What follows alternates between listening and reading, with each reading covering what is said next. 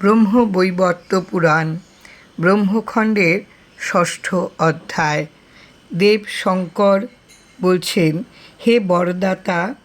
আবার আপনার স্মরণ, আপনার পবিত্র নাম ও গুণের কীর্তন, আপনার মঙ্গলময় নাম জপ, আপনার কমনীয় রূপের ধ্যান, নাম সেবা, আপনার স্তব পাঠ, আপনাতে আত্মসমর্পণ এবং নিত্য নৈবেদ্য ভোজন, এই 9 প্রকার ভক্তিলক্ষণ বর আমায় দান করুন। এই সকলেই আমার প্রার্থনীয়।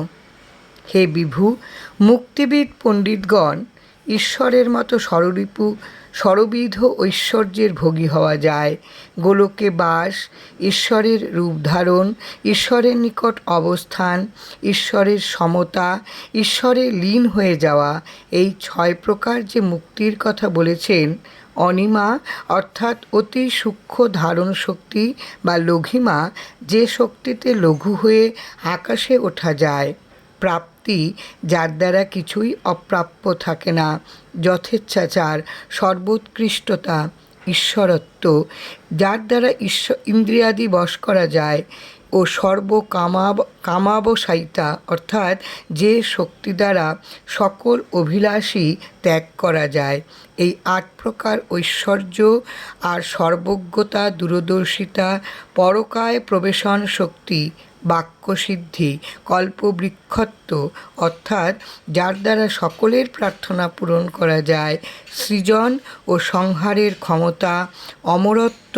ও সর্বাগ্রতা,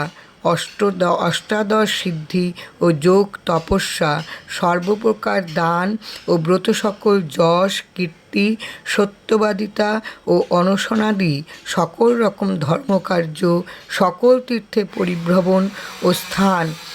স্নান, দেবদেবীর পূজা, দেবতা দর্শন, সপ্তবার সপ্তদ্বীপের প্রদক্ষিণ এবং সপ্ত সমুদ্রে স্নান,